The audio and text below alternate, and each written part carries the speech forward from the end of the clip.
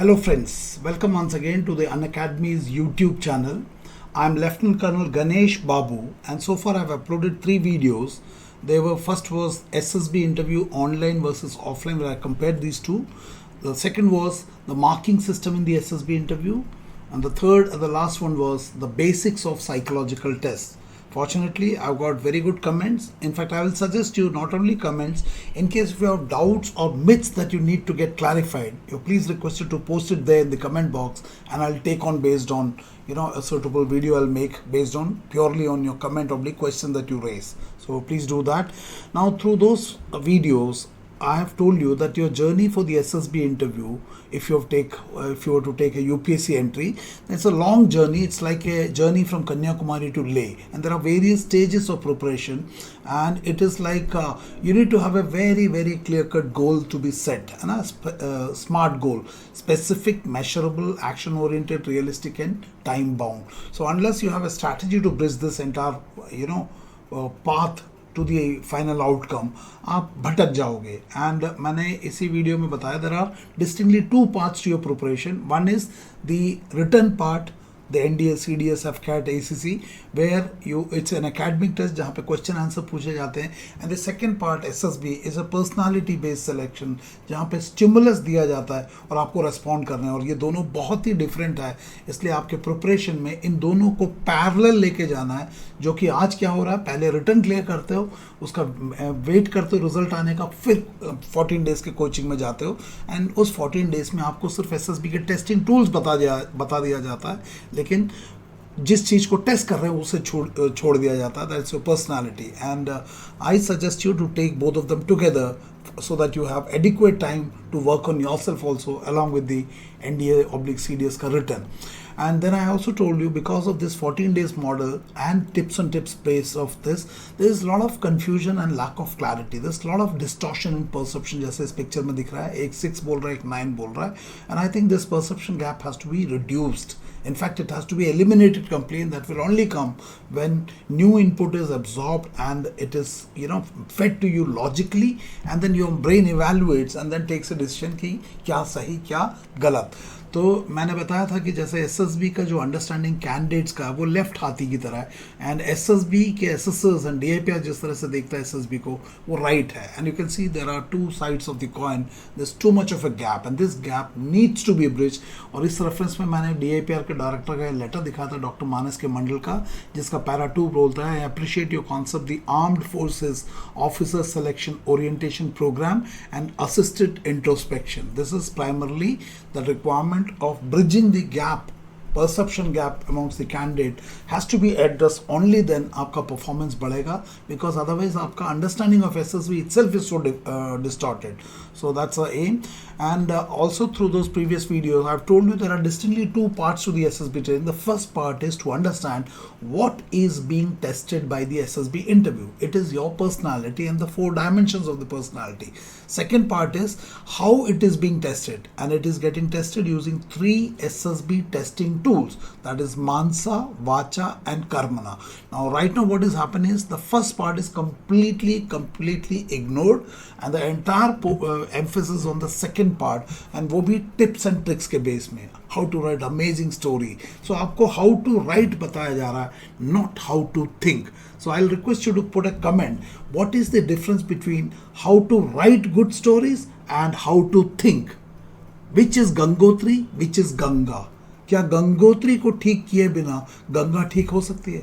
So I'll suggest you that you must include the development of the personality also in your SSB training. That is, ये जो first part है.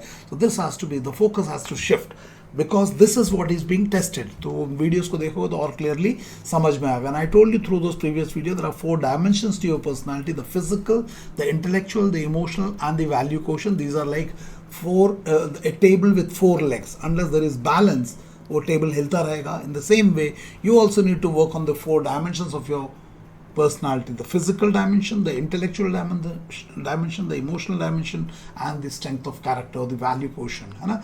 जब इन चारों के ऊपर काम करोगे, it is like a car with 4 tires, तब जाके balance आएगा. And they are looking for balanced personality. So if you look at the 15 officer like quality, you can see there are 4 factors. Each factors are like a tire.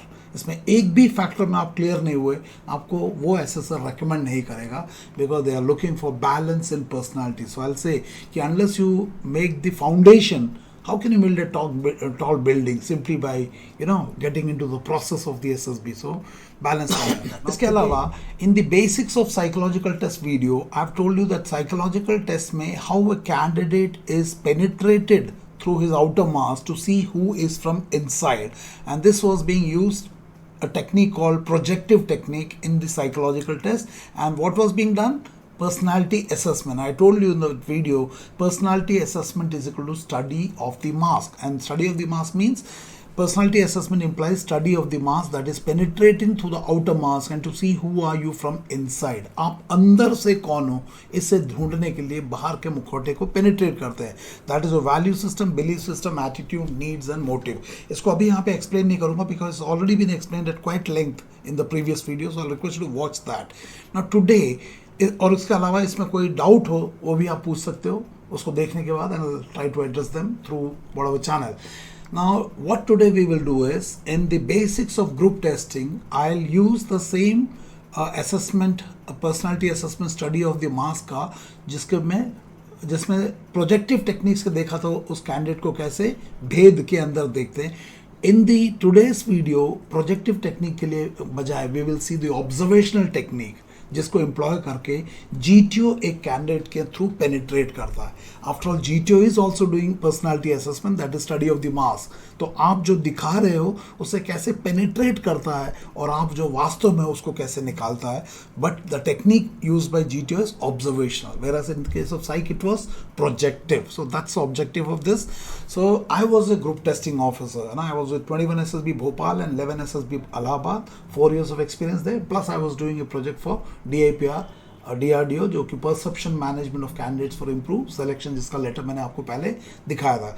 Now this is the letter that we get, Ganesh Babu DIPR का चिट्ठी है. जिन लोगों ने clear किया है GTO को ये मिलता है, and this is issued by DIPR. And इसके अलावा this was the letter that I showed you, जो कि subsequently when I became a GTO third year में जाके, थर्ड या फोर्थ ईयर में जाके, I got this letter from doctor Manas K Mandal, which is based on the work that I've done, research work. So that way, this program, SSB ka program that I'm conducting, is the only program which is research based, process oriented, and DIPR DRDO appreciated SSB interview guidance program. So there is a point that I wish to convey, and ये आपको बहुत ही ज़्यादा different लगेगा from other videos and other sources जिससे भी आप तैयारी कर रहे हो, including coaching center, who will give you amazing tips and tricks to write good story without actually working on the core. That's a self को ठीक किए बिना self description अच्छा लिखना सिखाना. That's a dichotomy in that. I hope you understand. So let's come back to GTO. I was a GTO, so group testing officer, and the technique uses observational technique. So इसको कर्मना भी बोलते हैं. Psychological test को मानसा, इसको कर्मना, action, doing part, right?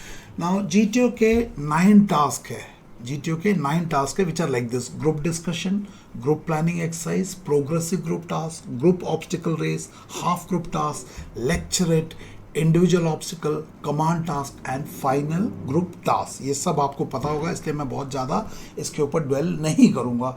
मैं किस चीज़ पे dwell करूँगा कि GTO कैसे ऑब्जर्वेशनल टेक्निक लगा के एक कैंडिडेट को ऑब्जर्व करता है और किस तरह से उस असेसमेंट के as part of his assessment penetrate through what you are trying to show and to find out who actually you are. तो इसमें बहुत सारी चीज़ें आपको वो भी पता चल जाएगा अगले स्लाइड ऑनवर्ड्स कि क्या चीज़ें GTO देख रहा है, एंड आप उस चीज़ का नोट्स बना लो और उस चीज़ को डेवलप करना है. जो लोग सेल्फ प्रिपरेशन कर रहे हैं वो आपको पता चल जाएगा इन एरियाज पे काम करना है, और जो लोग अनअकैडमी के प्लस प्लेटफॉर्म पे आएंगे या आइकॉनिक प्लेटफॉर्म पे आएंगे और या ऑफलाइन में आओगे, you will get to know उसको कैसे करना, because we will be doing it for you, employing the tools of self management leadership. So observational technique use करके ये 5, राइट. एंड इसको ऑब्जर्वेशनल टेक्निक करके जिस तरह से साइकोलॉजिस्ट ने कैंडिडेट को खोला था, आपने देखा होगा पिछले वीडियो में, ठीक उसी तरीके से GTO भी आपको खोल देगा. तो हम अभी आगे इस स्लाइड से आगे हम देखेंगे how does he use observational technique and observational technique लगा के एक कैंडिडेट के ऊपर वो क्या करता है, व्हाट इज इट डूइंग। काला, आपने देखा होगा काला चश्मा बैठ के पहन के जीटीओ बैठा रहता है और कुछ कभी कभी कुछ लिखता भी रहता है ना। आप लोगों ने कभी सोचा होगा कर क्या रहा है। Let's try and understand, I give you clear perspective. उससे आपको ये पता चल जाएगा हर अगले स्लाइड में, हर स्लाइड में ये पता चल जाएगा where you need to work, because that's what he is observing. So observational technique लगा के जीटीओ ऑब्जर्व करता है। वहाँ पे प्रोजेक्ट कर रहे थे आप, वहाँ पे वो आप प्रोजेक्ट कर रहे थे अपनी सोच को कागज में, साइकोलॉजिकल टेस्ट में। यहाँ पे आप जीटीओ में जीडी कर रहे हो, जीपी कर रहे हो, पीजीटी कर रहे हो, और जीटीओ ऑब्जर्व कर रहा है आपको अलॉन्ग विथ योर ग्रुप। तो ऑब्जर्व करने के लिए वो अपनी आँखों को और कानों को इस्तेमाल करता है एंड टास्क देने के बाद आप करते रहते हो। ना जीटीओ ऑब्जर्वेशनल टेक्निक को एम्प्लॉय करके इन टास्क के थ्रू दो चीज़ों को देख रहा है। कितने चीज़ों को? दो। गेस कर सकते हो क्या? So GTO observes and seeks to find answers to these two problems. So GTO observes and seeks to find answers to these two problems. The problem number one is the outer problem. Problem number one is the outer problems. क्या मतलब है? The outer problems of the given practical test situation. कि GD में एक लड़का किसी को बोलने नहीं दे रहा, जीपी में खुद ही लगा हुआ अपना ही सोल्यूशन लेके, पीजीटी में फट्टा उठा के भाग रहा है, आइडिया है नहीं फिर भी बोलता है let's cooperate, time is running out, let's make cantilever बोल रहा है, किसी की बात नहीं सुनता, खुद ही चिल्ला रहा है, और जब फिर बीच में बोलता है लेट्स कोऑपरेट, मतलब कुछ दिखाने की कोशिश कर रहा है इन टास्क के ऊपर। सो आउटर प्रॉब्लम, पहला क्या देख रहा है? Outer problem, the problems of the given practical set test situation, है ना, कि जीपी में कैसे प्लान कर रहा है, क्या प्लान कर पा रहा है, टाइम एंड डिस्टेंस कर पा रहा है, उसका इमेजिनेशन काम कर रहा है, स्ट्रक्चर एनालिसिस कर पा रहा है, फिजिकल टास्क कर पा रहा है, जीओआर कर पा रहा है। This is the task related. So पहला पोर्शन आउटर प्रॉब्लम। दूसरा वो देख रहा है the inner psycho dynamics problem. Inner psycho dynamic problem, ये कैंडिडेट के बारे में, ये तुम्हारे अंदर के बारे में। This is after penetration. तो बाहर आउटर प्रॉब्लम टास्क से कनेक्टेड, कि इसका यार ये तो साला पीजीटी में कुछ कर ही नहीं रहा है, ऐसे लोड उठा के घूम रहा है, ऐसे फट्टा उठा के घूम रहा है, आइडिया है नहीं, किसी को फट्टा दे भी नहीं रहा, ऐसे ही बोल रहा है we can do it, let's cooperate, time is running out, फालतू का बोल रहा है, या सोच के बोल रहा है। जीडी में इसके पास तो टॉपिक ही नहीं है, ऐसे ही बोलता है give him a chance, let's not make fish market, कुछ भी बोल रहा है। So the two levels, outer problem and the inner psychodynamic problem. तो फर्स्ट पार्ट टास्क से रिलेटेड, सेकेंड पार्ट तुमसे रिलेटेड। तो इसमें क्या करता है? The hidden inner psycho social problems of the candidate. तो पहले वाला टास्क से रिलेटेड, दूसरे वाला कैंडिडेट से रिलेटेड। इस स्लाइड पे मैं आपसे चाहूँगा कि 1 और 2 में समझ में आया तो क्या समझ में आया 2 लाइन कमेंट में लिख के रखना, बिकॉज उससे मुझे, क्योंकि मैं आपसे कैसे इंटरेक्ट करूँगा, मुझे आपके कमेंट से ही पता चलेगा कि इस वीडियो से मैं अपनी बात को कह पा रहा हूँ और आप मेरी बात को समझ रहे हो। So these are 2 problem. अब हम क्या देखेंगे स्पेसिफिकली आउटर प्रॉब्लम और इनर प्रॉब्लम के अंदर क्या स्पेसिफिक चीज़ें देख रहा है। ये दोनों कैंडिडेट से कनेक्टेड है। एक कैंडिडेट टास्क को कैसे डील कर रहा है और दूसरा कैंडिडेट के अंदर क्या चल रहा है। दैट्स पेनिट्रेशन के बाद। सो 1 टास्क से कनेक्टेड, 2 तुमसे कनेक्टेड। यहाँ तक समझ में आया तो नीचे कमेंट लिख के बताना। Comment is important because that's a way I can understand कि मेरी बातें आप तक सही तरीके से पहुँच रही है। नाउ इन दोनों आउटर एंड इनर में जीटीओ जो है आपको 4 लेवल पे देख रहा है। द फिजिकल लेवल पे, द इंटेलेक्चुअल लेवल पे, द इमोशनल लेवल पे एंड द वैल्यू डायमेंशन के ऊपर, है ना। तो इसको थोड़ा और डिटेल में समझने की कोशिश करते हैं एंड देन इन चारों लेवल के मुताबिक जो भी उनका ऑब्जर्वेशन है वो रिकॉर्ड करता है। उसके बाद उसको वो OLQ के साथ कोरिलेट करके देखता है कि OLQ में क्या डिमांड है और आप क्या प्रेजेंट कर रहे हो। So either it is matching or it is not matching, है ना। And then after all you know कि they are looking for balance personality, so it must match, it must match. Will see, इसको समझने की कोशिश करेंगे आगे। So let's see observational technique लगा के इन दोनों प्रॉब्लम में वो क्या करता। पहले आउटर प्रॉब्लम को लेंगे फिर इनर प्रॉब्लम को। सो आउटर प्रॉब्लम में सबसे पहले देख रहा, is the candidate physically adequate for the job that will concern him as an officer. कि कल को ट्रेनिंग के बाद जब ये बंदा ऑफिसर बनेगा तो क्या ये फिजिकली एडिक्वेट है, फिजिकली एडिक्वेट है to meet the obligations as an officer. So आपको फियर ऑफ हाइट है, फियर ऑफ डेप्थ है, आपको बॉडी बैलेंस नहीं है, आपको बैलेंसिंग बीम में टांग कांप रहे हैं, आप टीम में काम नहीं कर पा रहे हो, आपको हाइट के ऊपर चलने में डर लग रहा है. This are physical attributes. So is the candidate physically adequate for the job that will concern him as an officer. So you have to be physically fit. So you need to work on yourself. It's not GR कर लो, individual obstacle कर लो, वो तो test है. You have to build up yourself. क्या करना है वो आगे फ्यूचर वीडियोस में बताऊंगा. This is the first part of it. Second is if not adequate. अगर कैंडिडेट पर्याप्त मात्रा में फिजिकली फिट नहीं है, can he B adequate after training. क्या इस बंदे को ट्रेनिंग देने के बाद उस स्तर तक लाया जा सकता है जिस स्तर तक एक एवरेज ऑफिसर से अपेक्षा है. अगर लाया जा सकता है तो ट्रेनेबिलिटी लगा के आपको रेकमेंड कर देगा, लेकिन अगर लगता है नहीं तो आपको उड़ा देगा, है ना. So this is trainability factor आ जाता है.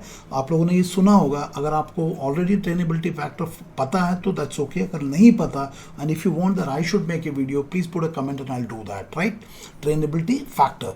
Next is the candidate quick enough to respond to a problem. जब भी कोई प्रॉब्लम देते हैं, भले वो जीपी का हो, पीजीटी का हो, वो कुछ और हो, कमांड टास्क में हो, क्या आप उसको स्पीड के साथ रेस्पॉन्ड कर पा रहे हो. एक एक्चुअली एक OLQ है, स्पीड ऑफ डिसीजन. फैक्टर 3 में एक OLQ है, स्पीड ऑफ डिसीजन. सो ना सिर्फ आपकी बुद्धि में निर्णय शक्ति हो, स्पीड से निर्णय लेने की शक्ति, ये भी GTO देख रहा है. तो आप टास्क बाय टास्क देख लो कि आपको कैसे आपके अंदर वो एट्रीब्यूट आएगा. उसके लिए आपको प्रिपरेशन में सही तरीके से करना पड़ेगा बजाय कि टिप्स एंड ट्रिक्स से, बिकॉज हम देख तो कुछ और ही रहे हैं after penetration. So is the candidate quick enough to respond to a problem. Next is are his plan sound and workable. आप इन GTO में वेरियस टास्क में खासकर जो PGT आउटडोर टास्क वगैरह या GP है which is a practical problem solving skill, इसमें आप जो बोल रहे हो आर दे वर्केबल या हवा में मार रहे हो बिना समझे. मैं साइकोलॉजिकल टेस्ट असेसमेंट जब करता हूँ तो कैंडिडेट को ही नहीं पता वो क्या लिख रहा है. He is simply writing, making hero, बड़ा बड़ा अमरेंद्र बाहुबली जैसे करता है. जब उससे पूछे क्या है, where is the logic, how is this happening, नहीं गेट सर पता नहीं सर, मुझे हीरो बनाने के लिए बोला, पॉजिटिव एंड करने के लिए बोला तो मैंने बना दिया. मेरे को बोला कि सर हीरो फौज में कोई नेगेटिव मूड नहीं होता तो मैंने सबको, where is the logic, where is the logic. So उसी तरह से are the candidates plan sound and workable, are they logical, are they workable, has it been thought through, या ऐसे हवा में लिख दिया, है ना. Next is the candidate balance enough in his judgment. ये सब आपके क्वालिटीज ऑफ हेड है, बुद्धि. क्या कैंडिडेट जिस तरीके से डिसीजंस ले रहा है, जजमेंट कर रहा है, डिस्क्रिमिनेट कर रहा है, इसके अंदर बैलेंस है या इम्बैलेंस है. कोई भी कोचिंग में चला जाके कुछ भी बता दो टिप्स एंड ट्रिक्स, क्या ये ले लेता है या उसको इवैल्यूएट कर पाता है. सो लॉजिकल थिंकिंग, ग्रास्प, रीजनिंग, है ना. तो ये हम देखते हैं यार. GD में आपको टॉपिक के बारे में पता नहीं, लेकिन आप सबसे पहले बोलते हो. और सबसे पहले क्यों, कि किसी ने बोल दिया सबसे पहले बोलने वाला लीडर, लेकिन आप क्या बोलते हो, gentleman GTO sir has given very good topic for discussion, blah blah blah blah, let's have a very good discussion, you start. आपने क्या किया, आपने GTO की बात को रिपीट कर दिया. तो ये तो कोई कंटेंट नहीं हुआ ना. तो आपको लग रहा है आपने फर्स्ट बोला, बट मैं क्या देख रहा हूँ, आपने फर्स्ट बोला तो क्या बोला, वेयर इज द कंटेंट. वो तो आपने टॉपिक रिपीट कर दिया. You speak, let's give him a chance, let's not make fish market. आपको लग रहा है आप बात कर रहे हो, आप डिस्कस कर रहे हो, you not discussing, there is no content. समझ में आया तो बताना. सो जजमेंट, सही गलत का परख, है ना. Next is he clear and effective in his communication skill. देखो GD, GP एंड लेक्चरेट में तो टोटल अंग्रेजी बोलना ही है. उसके अलावा PGT में भी तो आइडिया कम्युनिकेट करना है, HGT में तो आइडिया कम्युनिकेट करना है, कमांड टास्क में भी तो आपने एज ए कमांडर अपने करना है, FGT में भी करना है. So not only you have to be communicating, you have to be effective in communication, you have to be assertive in communication, you have to be clear and concise in communication, you must have adequate depth and breadth in your content so that you are effective. So na sirf English communication skill, effective English communication skill, we are looking for that and it can be developed, लेकिन शुरू करना पड़ेगा. लेकिन ये बोलो मैं कहाँ करूँगा, कैसे करूँगा, मेरे पास कोई नहीं है, बहानेबाजी है. आपको ऑफिसर बनना है, you will have to do it, खत्म बात. So is the candidate clear, internal clarity and effective in his communication skill? नहीं है, डेवलप करो, कर सकते हैं. सो इन टास्क के ऊपर आपको हवा में नहीं बोलना है, आपको नॉइस नहीं क्रिएट करना, आपको कम्युनिकेट करना, clear communication, concise and adequate, है ना. Next, is a resourceful in organising and controlling thing.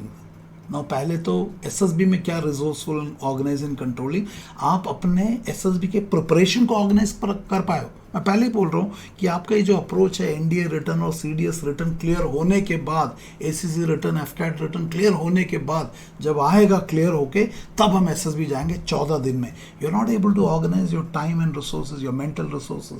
Where is your intelligence? एक बुद्धि जो शार्प है वो आगे से ही, पहले से ही देख लेगा मेरे अंदर क्या क्या कमी है, और समय रहते उस कमियों के ऊपर काम करेगा, बजाय कि ये बोले सर इस कमी के साथ मैं ऑफिसर बन जाऊंगा. वो तो बेवकूफ़ों की बुद्धि हो गई. थिंक इट ओवर, बताना क्या बोल रहा हूँ.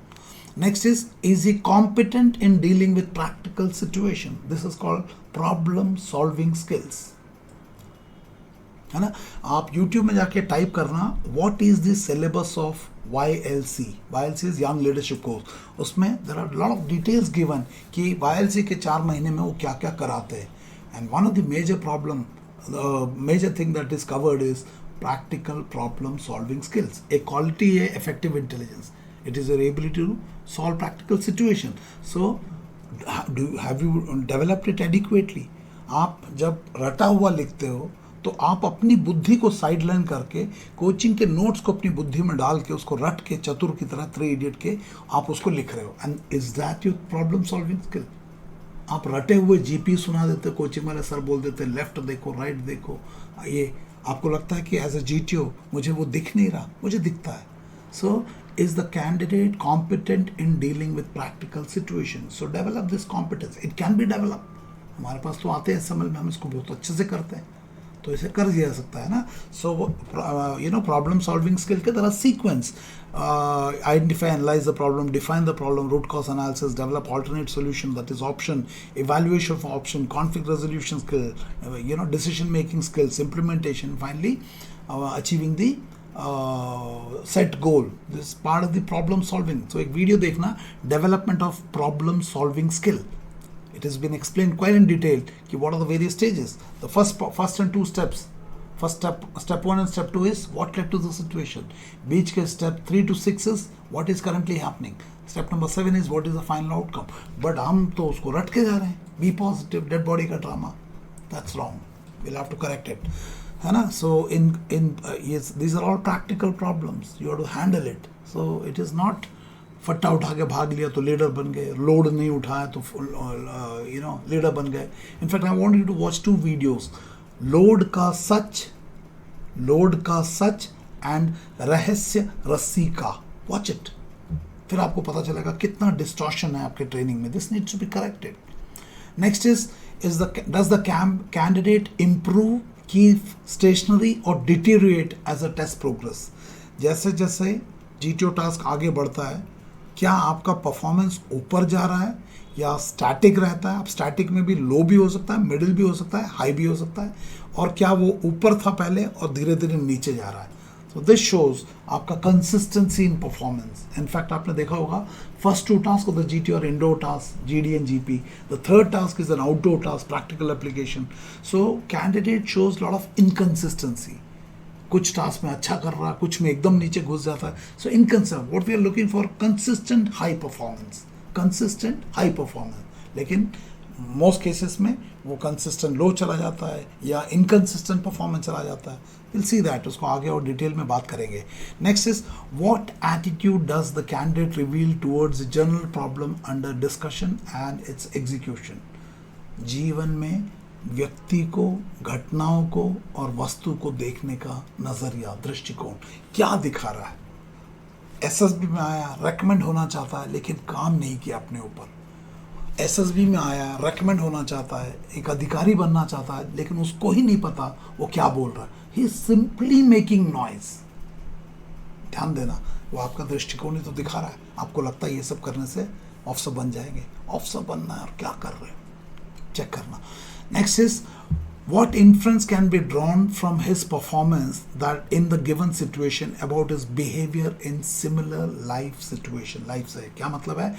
एसएसबी के जीटीओ टास्क में, ये खास जीटीओ की बात कर रहे हैं, same thing happens on the psychological test and interview. After all everybody is penetrated in the candidate, the outer mask and going into the core of the person, है ना. तो क्या है कि जीटीओ के टास्क में जिस तरह से आप कंडक्ट कर रहे हो उसको इन्फ्लुएंस निकाला जाएगा कि लाइफ के सिचुएशंस में भी आप ऐसे ही कंडक्ट करोगे, because after all SSB is a subset of life. इस स्टेटमेंट से क्या समझते हो मुझे कमेंट पे लिख के बताना. मैं बोलता हूँ हमेशा SSB is a subset of life. अगर आप लाइफ में कम्युनिकेशन स्किल स्ट्रांग है तो एसएसबी में वो स्ट्रांग ही निकल के आएगा. ऐसा नहीं हो सकता कि लाइफ में आप फट्टू हो और एसएसबी में आप जबरदस्त कॉन्फिडेंस दिखा लो जस्ट बिकॉज आपने कुछ रट के आ गए. वो कौवा मोर बनने की बात हो जाएगी. तो एसएसबी के टास्क के ऊपर का जो आपका परफॉर्मेंस है उसे ये माना जाएगा या उसे ये सुपर इम्पोज किया जाएगा कि या ये प्रेडिक्ट किया जाएगा कि इसी टाइप का रिस्पॉन्स होगा आपके जीवन में भी उन टाइप के घटनाओं के. अगर आप डिस्कशन में आप भाग नहीं ले पाते बिकॉज आप लो सेल्फ एस्टीम से सफ़र कर रहे हो, आप ओवर थिंकिंग कर रहे हो, आपके अंदर झिझक है, आपके अंदर पब्लिक स्पीकिंग का फियर है, तो ये फियर एसएसबी में नहीं है, ये फियर आपके जीवन में भी है. ओनली ये एसएसबी में मैनिफेस्ट हो रहा है. So what ever is inside वही तो बाहर आएगा. गार्बेज इन करोगे तो गार्बेज आउट ही बाहर आएगा. सो ये पॉइंट समझ में आया तो बताना. सो आप कोई भी ऐसी क्वालिटी एसएसबी में नहीं दिखा सकते जो लाइफ में आपके पास नहीं है. अगर जीवन में कॉन्फिडेंट, एसएसबी में कॉन्फिडेंट. उल्टा नहीं होगा कि जीवन में फट्टू, एसएसबी में कॉन्फिडेंट. ये तो मुखौटा हो जाएगा and we will penetrate, right. So these are the outer problem. Now let's see what are the inner psychodynamic problem जो कि GTO ऑब्जर्व करता है. आप इसका लिस्ट बना सकते हो और आप इन चीज़ों पे काम कर सकते हो. कमेंट्स पे डालना अगर आपको लगता है किसी एक पर्टिकुलर पोर्शन पे वीडियो चाहिए. Put it and I will make it, right. Let's come to the part 2 of it, the inner problem. Now यहाँ पे गिफ्ट को भेद कर उसके अंदर घुसने का प्रोसेस है, you know, penetration through the outer mass to see who are you from inside. So through the outer layer जो आप टास्क के ऊपर दिखा रहे हो, through the outer layer the GTO penetrates into the inner layer to seek answers to these questions. which question जो भी मैं लिखाऊंगा, इसको आप लिस्ट बना लो और आप देखना इसके ऊपर आप कितने खरे उतरोगे जब जीटीओ आपको ऑब्जर्व करेगा अपने ऑब्जर्वेशन टेक्निक लगा के. सो कहने का मतलब आप एक नारियल हो लेकिन इस नारियल को भेदना पड़ेगा टू सी अंदर से गरी कैसी है, पानी कैसी है. दैट इज द पेनिट्रेशन, है ना. सो इसको पेनिट्रेट करके to see who are you from inside, है ना. पिछले साइट में देखा था एक लड़के ने कहानी बनाया था और कैसे उसके अंदर से कचरा आ गया था, इतना ज़बरदस्त कचरा कि मैंने बोला भैया अब तो ये जीटीओ और इंटरव्यूइंग ऑफिसर क्लियर करेगा, साइक इसको नहीं करेगा. I hope you remember. अगर नहीं देखा तो kindly watch it and post your comments. So let's move further. So from the way the individual is behaving with his fellows, fellow मतलब ग्रुप के बाकी 9 members, what sort of social contacts he has. क्या मतलब है? ये आपके interpersonal skills को दिखाता है. जिस तरह से आप ग्रुप में बिहेव करते हो, चिल्लाते हो, डोमिनेट करते हो, बहुत ऊंचा चिल्लाते हो, किसी को करने नहीं देते हो, फट्टा लेके खुद ही भाग रहे हो, लेट मी स्पीक बोलते हो, जो भी करते हो, हम आपको टोकते नहीं हैं. हम सिर्फ देखते कर क्या रहा है और फिर देखते हैं कि ये ग्रुप में फिट हो रहा है या ग्रुप में फिट नहीं हो रहा है. बिकॉज ये आपके इंटरपर्सनल स्किल्स है. आपको लगता है सिर्फ आप ही बोलना चाहिए, किसी और को बोलने का ये कैसा स्किल है, हम तो ऐसा देख ही नहीं रहे. सोच के देखना, है ना. So from the way this individual is behaving, मतलब candidate is behaving with his fellow, मतलब with his groupmates, what sort of social contacts he और शी इज डेमोन्स्ट्रेटिंग. बताना समझ में आया तो ठीक करना है इसको. Next is how does he react towards his groupmates. जब ग्रुप के बंदे वो बोलना चाहते हैं या उनका पॉइंट तुम्हारे पॉइंट से बेहतर है या उसको एक आइडिया है तुम्हें नहीं आया, उसको एक आइडिया है वो तुमसे बोलता please give me the helping middle, तुम देते नहीं हो, तुम लोड नहीं उठाते, दूसरों से उठवा रहे हो. ये सब क्या हो रहा है? ये सब आपके interpersonal skills, your attitude towards others, ये सब दिख रहा है हमें, है ना. आपको लग रहा मैं लीडर हूँ क्योंकि मैं लोड नहीं उठा रहा. मुझे क्या दिख रहा है, ये बंदा तो बड़ा सेल्फिश है ना. Will see that. So how does the candidate reacts towards his group members. इसके बाद है how does he reconcile to his desire to do well for himself and with the need to be part of a team. एक जगह मुझे मन करता है मैं सबसे अच्छा करूं, जीपी में मैं सबसे अच्छा करूं और मेरा सोल्यूशन हो जाए, मैं ग्रुप सोल्यूशन दूं, जीडी में बस मेरी चले। तो एक मन में इच्छा है मेरी चले और दूसरे साइड में मन में इच्छा भैया मुझे टीम का भी हिस्सा बनना। ऐसा ना हो कि टीम से अलग होकर मैं खेल खेलूं, तो गड़बड़ हो जाएगा। So there is a conflict going on between the candidate's self interest, in fact I say selfish interest and team interest. तो एक अच्छे कैंडिडेट से अपेक्षा तो ये होता है कि he sacrifices his self interest for the larger group interest. That's what army looks for. So इससे क्या समझ में आया मुझे बताना। So self interest versus group interest. आप कैसे व्यक्ति हो? क्या आप अपने आप को उठाने के लिए पूरे ग्रुप मेंबर्स को दबा दोगे? Let me speak, I will not give, you tell me what idea to do, I will do it. सोच के देखो मैं क्या बोल रहा हूँ। Think it over. Next is how smoothly the candidate progresses from competition to discipline and then to cooperation. सबसे पहले competition, क्योंकि मेरे को बोलना, मैं करूँगा, मैं ही करूँगा, बट देन धीरे धीरे आपको समझ में आता है ये मैं नहीं हूँ, ये हम का खेल है। ये मैं का खेल नहीं है, हम का खेल है, ये टीम का खेल है। It's not I, it's we, the team, है ना। शुरुआत में कंपटीशन, फिर थोड़ा डिसिप्लिन एंड धीरे धीरे कॉपरेशन। ये ट्रांजिशन देखते हैं हम। और उसको और अच्छे से समझने के लिए आपने चक दे इंडिया में इस लड़की को देखा होगा, पूरे टाइम इसको बाहर बैठा रहे, क्योंकि ये खेलती तो बहुत अच्छी थी लेकिन बंदी में बड़ा एटीट्यूड गड़बड़ था, बहुत गड़बड़, उसने पूरे टीम को तोड़ दिया था।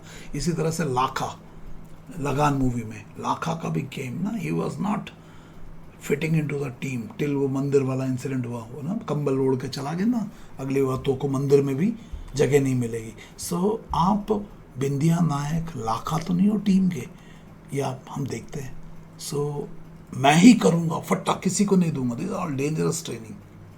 समझ में आया तो मुझे बताना। So how smoothly does the candidate progress from competition to discipline to cooperation, है ना।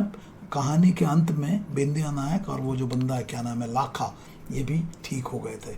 सो कंपटीशन, मैं ही करूँगा, मैं ही कैप्टन, मैं ही वो, मैं ही करूँगा, गौरी को मैं ही पटाऊँगा, और धीरे धीरे डिसिप्लिन में आए एंड लास्ट में कोऑपरेशन में आ गए, टीम जीत गया। So that transition we are looking for, right.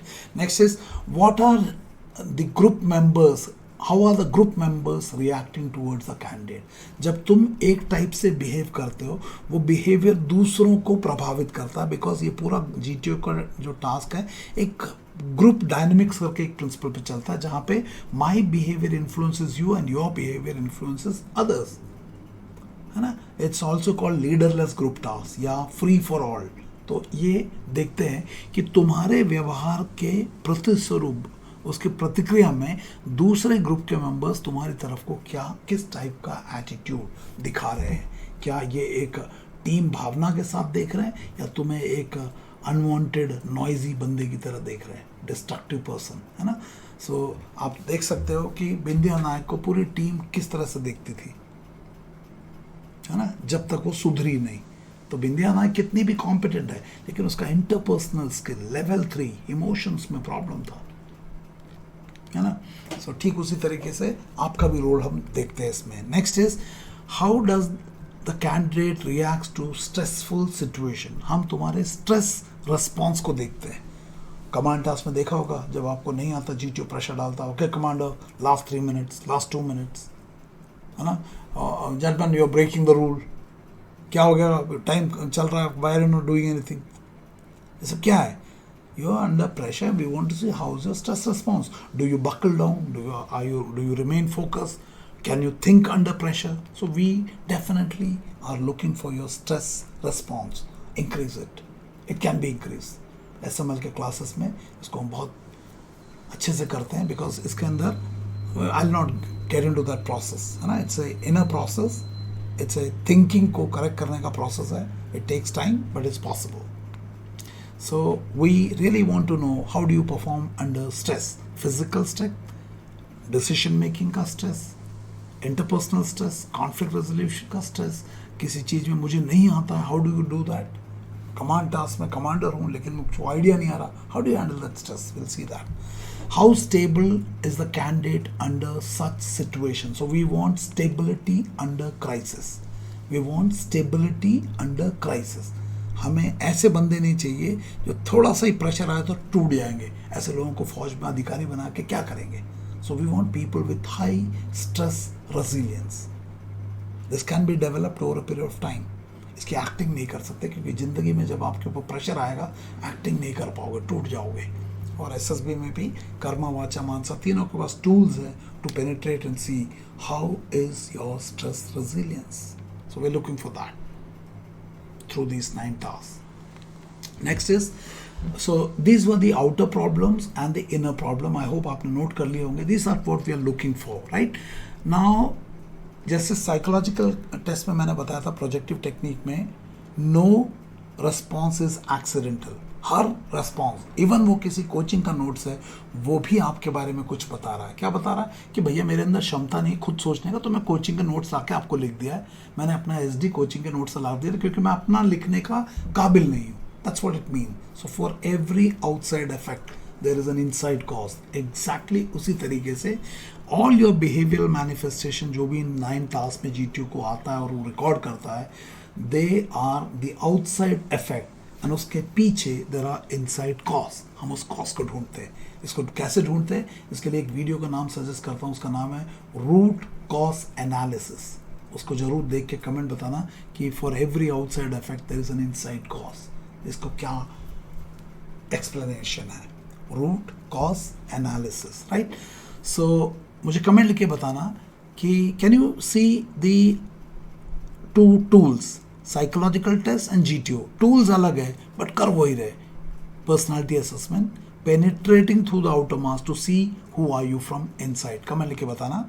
So now let's come to GTO के टास्क के ऊपर। जो 9 टास्क है, इस टास्क को ऑब्जर्वेशनल टेक्निक लगा के जीटीओ आपको कराता है। He observes outer problem and inner problem. ये तो समझ में आ गया।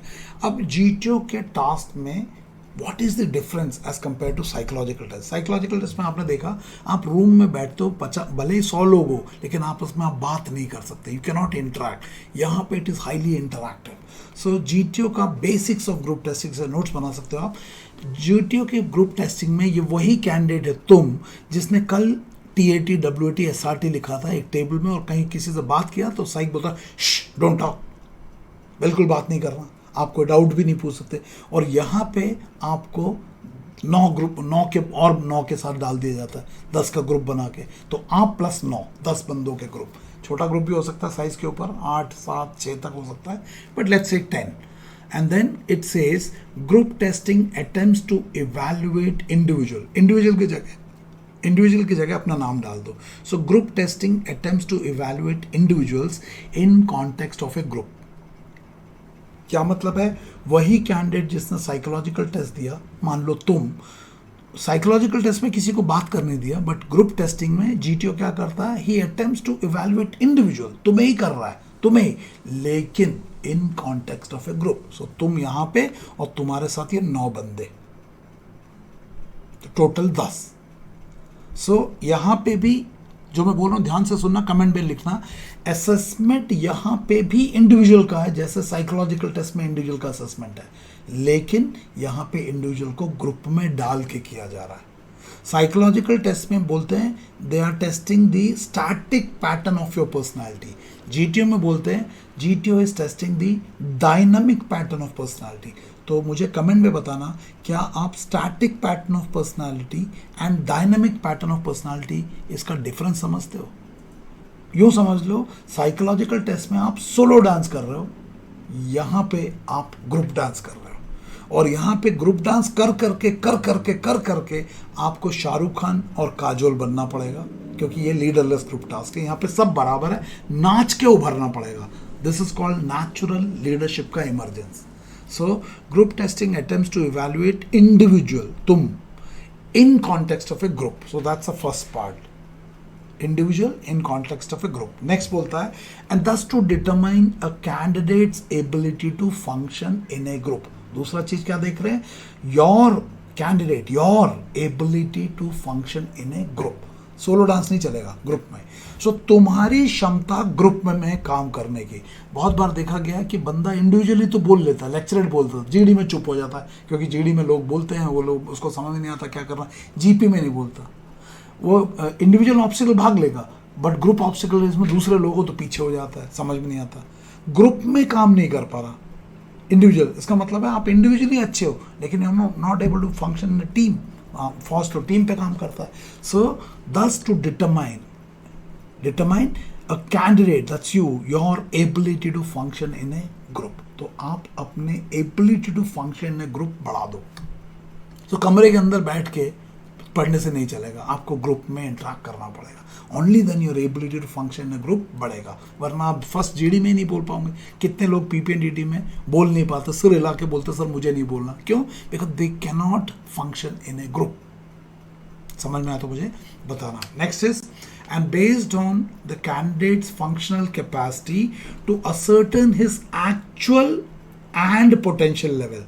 दो लेवल निकाल रहा है, एक्चुअल आज का, आज एसएसबी में किस तरह से परफॉर्म कर रहे हो, एंड पोटेंशियल ट्रेनिंग के बाद क्या आपको उस लेवल तक लाया जा सकता है जो कि एवरेज ऑफिसर से एक्सपेक्टेशन. तो दो लेवल की बात कर रहा है, पोटेंशियल ट्रेनिंग के बाद, एक्चुअल आज.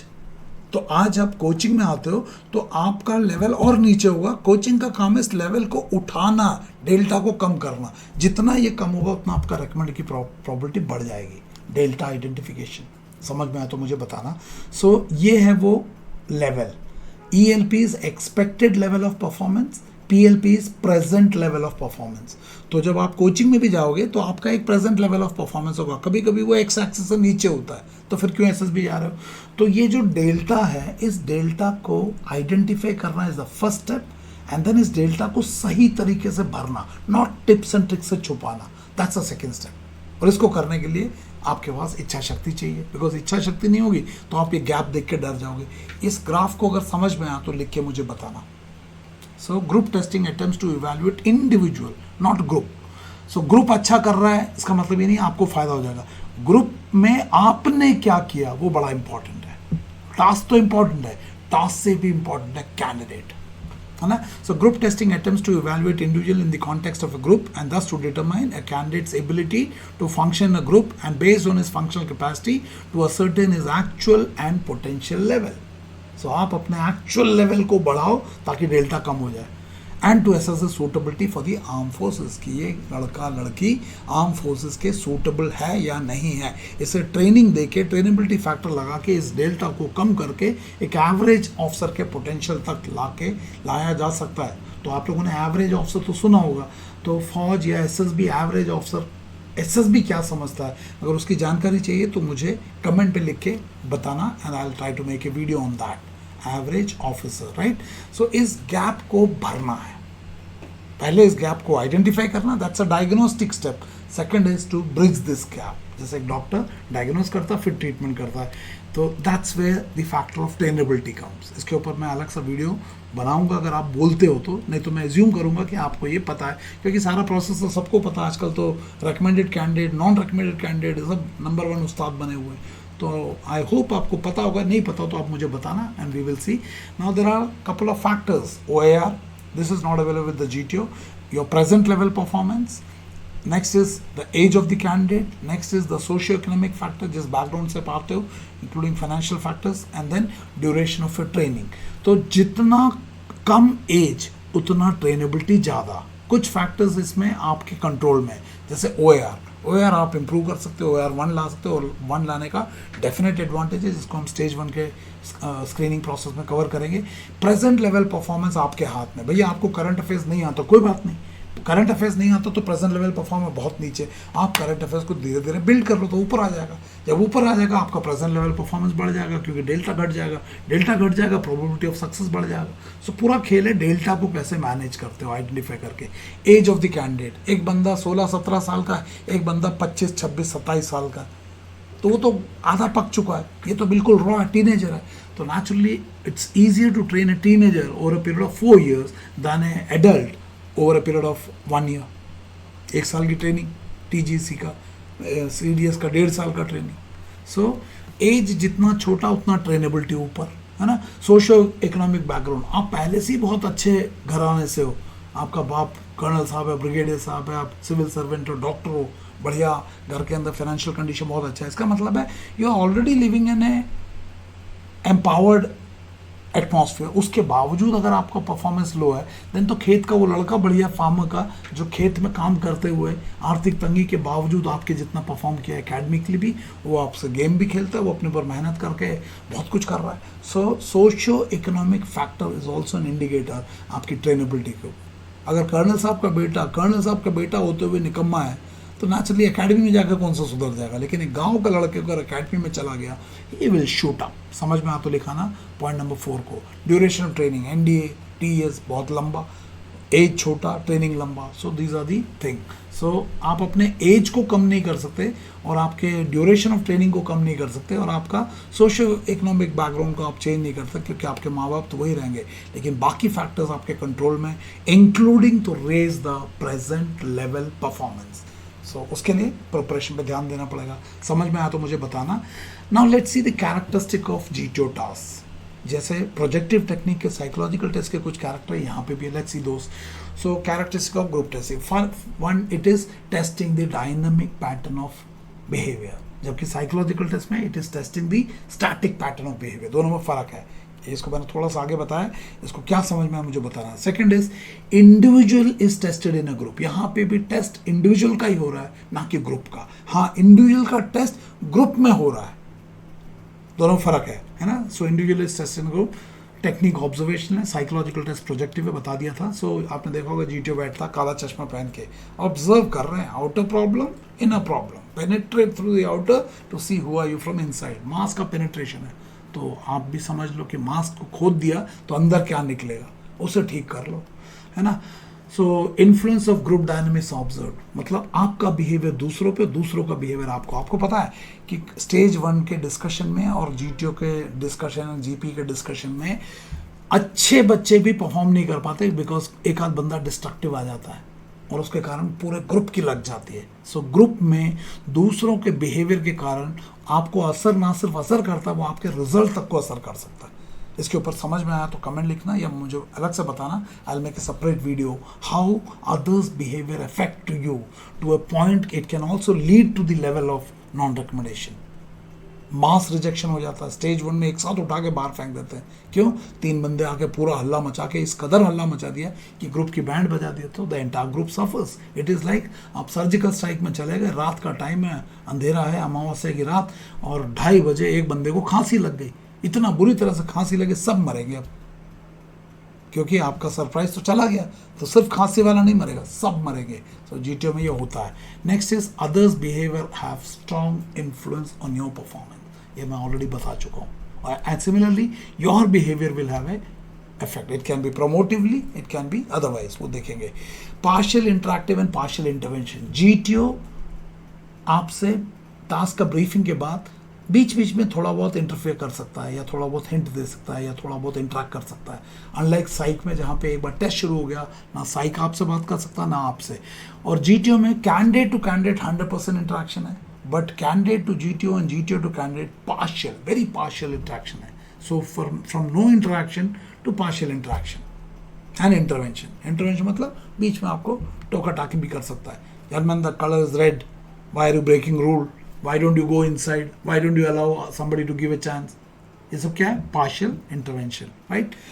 नाउ जीटीओ टास्क को एक बार और दोबारा देखते हैं. हमने देखा कि जीटीओ के 9 टास्क है. Group discussion, group planning exercise, progressive group task, group obstacle race, half group task, lecturette, individual obstacle, command task and final group task. ये 9 टास्क है जीटीओ के.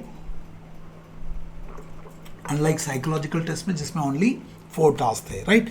नाउ 1 से 6 तक जीटीओ 1 में कंडक्ट किया जाता है, एंड 7, 8, 9 को जीटीओ 2 डे में कंडक्ट किया जाता है.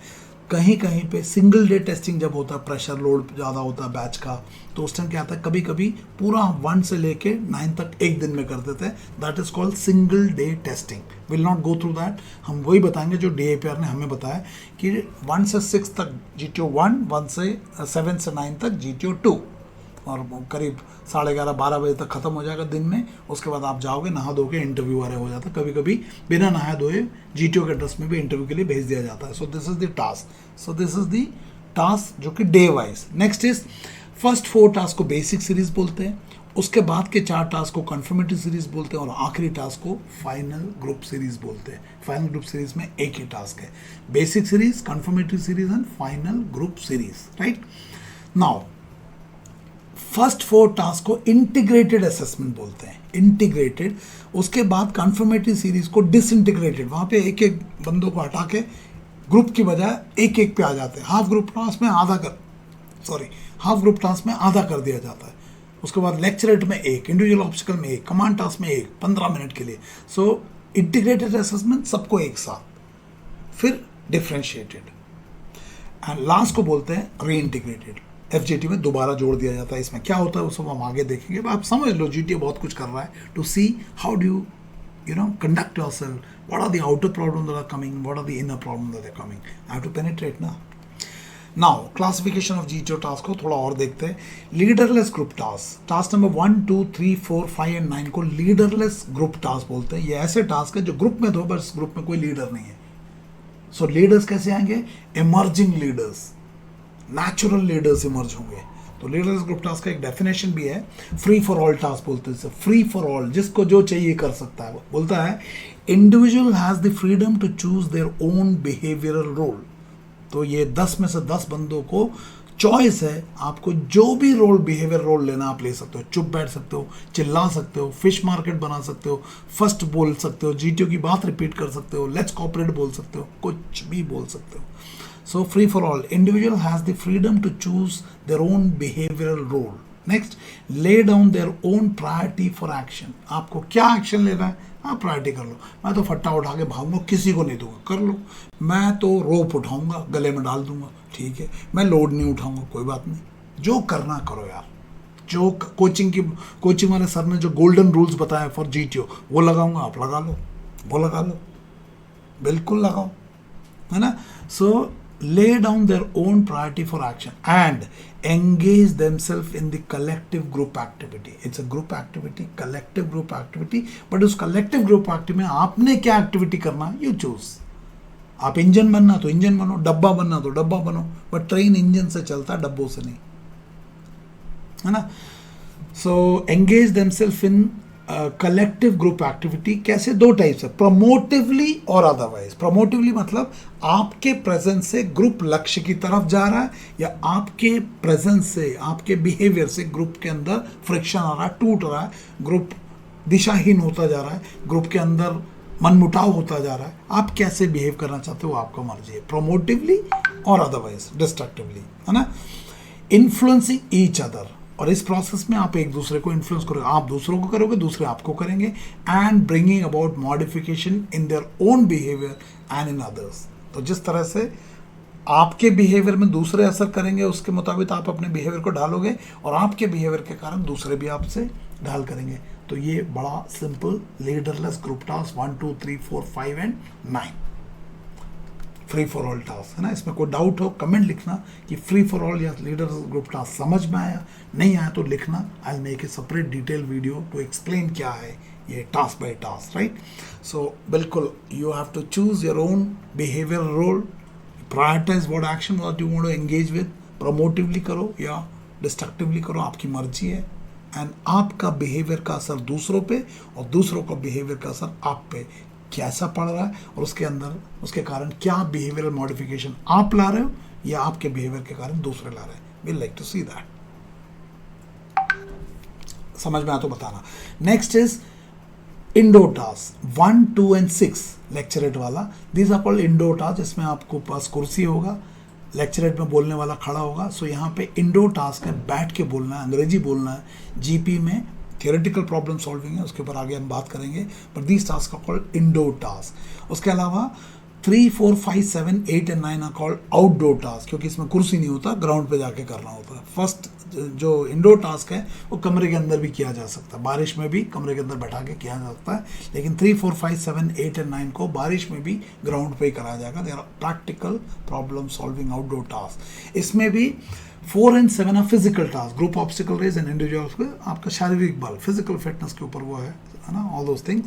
And 3, 5, 8 and 9 are practical problem solving task, फट्टाबल्ली टास्क, जहाँ पे स्ट्रक्चर एनालिसिस का इंपॉर्टेंस आ जाता है, तो आप नेट पे मारना the importance of structure analysis, then you will realise कि स्ट्रक्चर एनालिसिस से आप वो फट्टा बल्ली टास्क को कैसे कर पाओगे, वरना आप फट्टा ही उठा के भागते रह जाओगे, लोड नहीं उठाओगे। ये सब आपको सिखा दिया किसी ने, but understand GTO is looking for two things, the outer problem and the inner problem using observational technique. Next, जैसे TAT का असेसमेंट वेटेज 70% है, बाकी सबका 10-10-10, ठीक उसी प्रकार से GTO के जो फर्स्ट 4 टास्क है उसकी एक अहमियत है, उसको क्या देख लेते हैं। तो ये है GTO के total 9 task and we are talking about GTO का क्लासिफिकेशन। हमने देख लिया था कि GTO में इंडोर टास्क भी है, आउटडोर टास्क भी है। उसके बाद GTO में इंडोर में इंडिविजुअल टास्क भी है, लेक्चरेट, ग्रुप में भी है, JDN GP। आउटडोर में mental application, PGT, HGT, command task and FGT, and physical application, group obstacle race and individual obstacle. Mental application में इंडिविजुअल भी है, command task and individual obstacle, sorry command task. And physical application group में भी है, कौन सा है, physical application GOR and individual is individual obstacle. Mental application individual में कमांड टास्क एंड ग्रुप में HGT, PGT and final group task. आपको अगर GTO में रेकमेंड होना इन सब कैटेगरी में, indoor individual, indoor group, outdoor mental application, physical application, individual group में perform करना पड़ेगा कंसिस्टेंटली। इसके बारे में समझ में आया तो लिखना, नहीं समझ में आया तो और डिटेल सिर्फ इसी के ऊपर बनाऊंगा डिपेंडिंग अपॉन आपके कमेंट्स के ऊपर। सो इसके अलावा एक कन्फर्मेटरी टास्क है जो 5, 6, 7, 8 है। तो आप देखेंगे जो बेसिक टास्क है उसके कन्फर्मेटरी टास्क है to confirm the findings of the basic, है ना। For example group discussion and group planning exercise, जो कि इंडोर टास्क है और अंग्रेजी बोलना है, इसका कंफर्मेशन है लेक्चरेट। इंडिविजुअल GP में it's theoretical problem solving, but discussion तो है ना। उसी तरह से ग्रुप ऑब्स्टिकल रेस, ग्रुप का फिजिकल टास्क है, उसका कंफर्मेशन है इंडिविजुअल टास्क। 3 मिनट में 3 obstacle, 10 obstacle. Next PGT is part of the basic series. उसके बाद कंफर्मेटरी सीरीज में हाफ ग्रुप टास्क, जिसमें ग्रुप को आधा कर दिया जाता है, वो भी लीडरलेस ग्रुप है। और इसके बाद फिर आके confirmatory task, that is command task. And उसके बाद जो आखिरी फाइनल ग्रुप टास्क है वो भी आउटडोर टास्क है, वो फाइनल सीरीज का टास्क है। तो half group task and command task form part of the confirmatory series, and confirmatory series में एक हाफ ग्रुप टास्क है जिसमें आधा ग्रुप किया हुआ है। तो ऐसा क्यों है? बाकी ऊपर में तो 2 में इंडिविजुअल है, इधर भी इंडिविजुअल है कमांड टास्क में, बट उससे पहले हाफ ग्रुप टास्क क्यों है? अगर पता है तो ठीक है, नहीं भी पता तो आपको कोई फर्क नहीं पड़ता। आपने अपना स्ट्रक्चर एनालिसिस इंप्रूव करना है, हो जाएगा। और अगर आपको इसके बावजूद भी क्लैरिटी चाहिए, write to me in the comment box and I will do it, ताकि हमें एक क्लियर कट अंडरस्टैंडिंग मिल जाए ये है क्या। बिकॉज आज इतना सोशल मीडिया के अंदर, है ना, हर बंदा लगा हुआ है, मैं रिकमेंडेड हूँ, मैं CDS से हूँ, मैं IMA से हूँ, मैं NDA से हूँ। आपने सर्जरी करवा के सक्सेसफुल हुए हो, आप सर्जन नहीं बने हो, है ना। एनीवे, तो मुझे बताना। So significance of the first 4 task, basic series के फर्स्ट डोर, मैंने बोला TAT की तरह है। तो अगर आपने फर्स्ट 4 टास्क में से 4 किया, बहुत बढ़िया। अगर 4 में से 3 किया, ठीक है, अभी भी आप रेकमेंड हो सकते हो।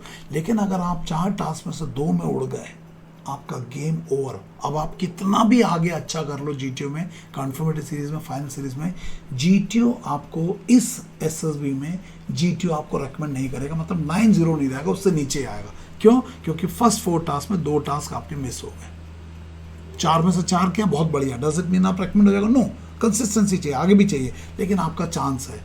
3 में से 4 बिल्कुल चांस है। 2 में से 4 आप अब रेकमेंड नहीं होगे, हाँ बॉर्डर लाइन बन सकते हो। और अगर 4 में से 1 किया, या 4 में से 1 भी नहीं किया, आपका गेम ही ओवर हो जाएगा। तो जितने भी लाल है, आपका गेम ओवर हो जाएगा GTO में। क्या लाल हो गया तो आप GTO में, सॉरी फाइनल कॉन्फ्रेंस में रेकमेंड हो सकते हो? यस, हो सकते हो, क्योंकि बॉर्डर लाइन आ गया, GTO ने क्लियर नहीं किया, बाकी दोनों ने किया ना। सो डिस्कशन के बाद there is a possibility, but GTO नहीं करेगा। So the point is about GTO. So out of the first 4 GTO basic series tasks, if you do not do well in at least 3, then the GTO will not clear you even if you do well in all the subsequent tasks. GTO आपको 9-0 minimum नहीं देगा, वो 7-5, 7-6 पे अटका के छोड़ देगा। 6-7 भी दे सकता है, कुछ भी दे सकता है, जो भी डिपेंडिंग अपॉन आपने कैसा परफॉर्म किया है। सो मुझे कमेंट लिख के बताना क्या ये इन्फॉर्मेशन आपके प्रिपरेशन में इम्पॉर्टेंट है या नहीं है। अब फर्स्ट 4 टास्क को देख लेते हैं। ग्रुप डिस्कशन, अगर आपको current affairs, international affairs, defence related knowledge जो दुनिया में हो रहा है, अभी ट्रम्प को शूट कर दिया, अभी ये हो गया है ना, जो भी दुनिया में चल रहा है, ये सब नहीं करते हो तो आपके पास कंटेंट नहीं है, मतलब गोली नहीं है, और आपके पास अंग्रेजी भी कमजोर है तो बंदूक भी नहीं है, तो फिर आप कहाँ, आपके 2 टास्क तो घुस गए। Group discussion, group planning except, because उसमें अंग्रेजी नहीं है तो आप परफॉर्म ही नहीं कर पाओगे। उसके बाद पीजीटी में अगर आपको स्ट्रक्चर एनालिसिस नहीं आता और आपको किसी ने बता दिया फट्टा उठा के भागना लीडर बन जाएगा, लोड नहीं उठाना और सांप को गले में डाल देना, तो ये सब करोगे तो फिर कहाँ से स्ट्रक्चर एनालिसिस कहाँ से आएगा। सो टास्क नंबर 3 में स्ट्रक्चर एनालिसिस, नॉट फट्टा उठा के भागना। आइडिया, किसी का आइडिया को एग्जीक्यूट नहीं, आइडिया का creation, Gangotri creation of idea, Ganga execution of idea, है ना। And GR is physical task, भैया हर हर महादेव करके 6 ऑब्स्टिकल से भागना है अपने ग्रुप के साथ। सो फिजिकल फिटनेस के ऊपर है। सो फर्स्ट 4 टास्क में अंग्रेजी भी चाहिए, स्ट्रक्चर एनालिसिस भी चाहिए, फिजिकल फिटनेस भी चाहिए, नहीं तो घुस जाएंगे। सो जरूर कमेंट करके बताना क्या ये इन्फॉर्मेशन इंपॉर्टेंट है या नहीं है, इससे क्या फ़ायदा होगा और ये आपके ट्रेनिंग में किस तरह से आप इसको इंटीग्रेट करोगे। प्लस क्लासेस में आओगे तो definitely will do it, plus class या ऑफलाइन में आओगे will help you do it. But जो लोग सेल्फ प्रिपरेशन कर रहे हो, I hope this is important and you must take care of it, so करो। Next is leaderless group task में, लीडरलेस ग्रुप टास्क 1 2 3 4 5 एंड 9 में जीटीओ क्या देख रहा है। जीटीओ 3 चीज़ देख रहा है। अगर ग्रुप एक ट्रेन है तो आप उस ट्रेन में क्या रोल प्ले कर रहे हो, क्या आप इंजन का प्ले कर रहे हो, क्या आप डब्बे का प्ले कर रहे हो, क्या आप ऐसे स्पेक्टेटर की तरह प्ले कर रहे हो। हमें इंजन चाहिए भैया, आप ग्रुप में इंजन बनना है, आपका रोल आप इंजन कर लो। इंजन की एक्टिंग करने वाले बड़े आते हैं, छू छुक छुक छुक छुक करते हैं, छुक छुक छुक छुक नहीं करना, आपको इंजन बनना पड़ेगा। कैसे इंजन बनाना पड़ेगा, कंटेंट पे काम करना पड़ेगा, देखेंगे अगले स्लाइड में। नेक्स्ट इज कंसिस्टेंसी, किस कंसिस्टेंसी के साथ आप कर रहे हो। ऐसा तो नहीं कि जीडी में अच्छा किया फिर जीपी में घुस गए, फिर पीजीटी में घुस गए, फिर आगे जीआर में ऊपर उठ गए। इनकंसिस्टेंट परफॉर्मेंस है या कंसिस्टेंट परफॉर्मेंस है। कंसिस्टेंट में कंसिस्टेंट लो हो, कंसिस्टेंट एवरेज हो या कंसिस्टेंट हाई हो, आप समझ लो किस में आपका चांस ज़्यादा है। सो 9 टास्क में कंसिस्टेंट परफॉर्मेंस चाहिए। एंड लास्ट इज आप ग्रुप में कितने इफेक्टिव हो।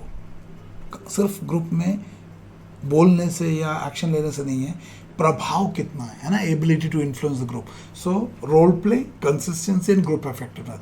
आप लोगों ने ये सब सुना होगा और जानते हो तो ठीक है, नहीं जानते तो कमेंट लिख के बताना सर इसके ऊपर एग्जाम्पल के साथ डिटेल में वीडियो बनाओ, ये क्या है और इसे कैसे हम इम्प्रूव कर सकते हैं। Otherwise if you don't put it in comment, मैं एज्यूम करूँगा कि ये लोग आपको सबको पता है, क्योंकि 14 डेज में सब तो सिखाई देते हैं आपको थियोरी में।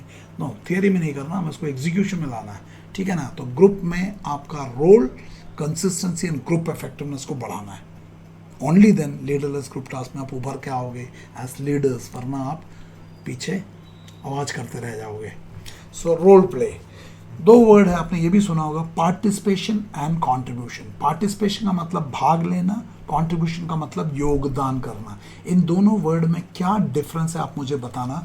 और आपको क्या लगता है एसएसबी में जीटीओ को आपका पार्टिसिपेशन चाहिए या आपका कंट्रीब्यूशन चाहिए, आप भाग लेना है या योगदान करना है, बताना। और इसको समझाने के लिए आपको मैं एक वीडियो की मदद लेता हूँ। उस वीडियो में देखने के बाद मैं कमेंट पूछूंगा और फिर समझ में आएगा कि पार्टिसिपेशन एंड कंट्रीब्यूशन में क्या फ़र्क है और आप किस कैटेगरी में आते हो। जिस तरह की आपकी तैयारी है, आप पार्टिसिपेशन के लिए तैयारी कर रहे हो या कंट्रीब्यूशन के, ये कमेंट में आपसे पूछूंगा। So this is the video, watch it, I hope the audio is there.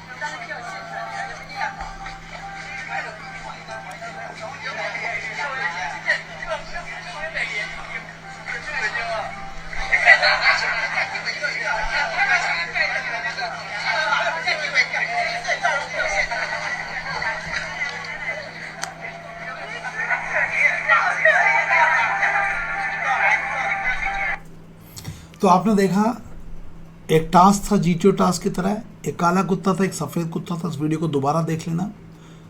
Task को कंप्लीट किया काले कुत्ते ने, लेकिन काले कुत्ते ने क्या किया आपको भी दिख रहा है, और सफ़ेद कुत्ते ने क्या किया वो भी आपको दिख रहा है। मुझे बताना, काला कुत्ता वर्सेस सफ़ेद कुत्ते ने किसने कंट्रीब्यूट किया एंड किसने नंबर कमाया? Mask and man behind the mask. किसने करेज मैनिफेस्ट किया? चटकी कौन था? सबसे ज़्यादा कौन भाग रहा था शुरुआत में, ब्लैक वाला या ब्राउन वाइट वाला?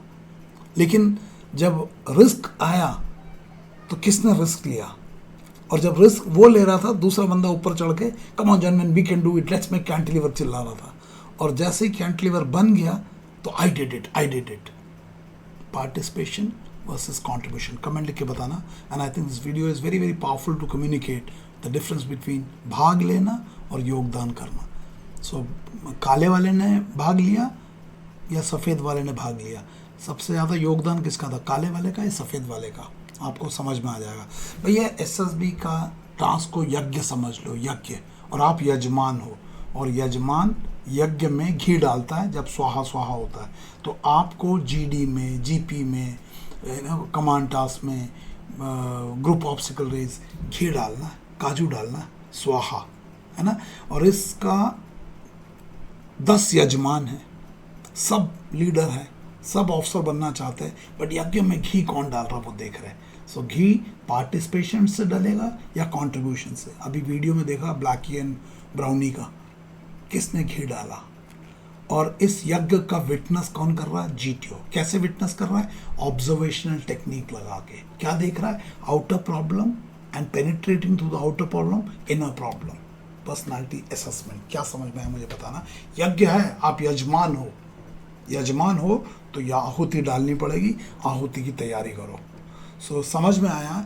तो आपको यूँ समझ लो कि आप जीटीओ में कंट्रीब्यूशन 4 स्तर पर कर सकते हो। पहला है फिजिकल लेवल पे, फट्टा उठा के घूमो, रस्सी उठा के घूमो, लोड उठा के घूमो, वर्कर की तरह।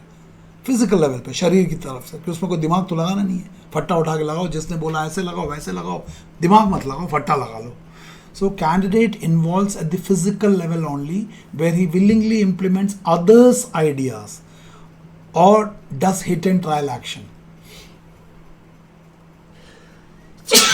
Sorry, hit and trial का मतलब ऐसे तुक्काबाजी, hit and trial action, however completely uninvolved at an intellectual level. बुद्धि के लेवल पे कुछ नहीं कर रहा, बस फिजिकल लेवल पे फट्टा उठा रहा, बाढ़ रहा, चिल्ला रहा, let's cooperate, time is running out. उसका लग रहा है ये सब करने से वो बड़ा लीडर है। भैया GTO is penetrating through the outer layer to see who are you from inside.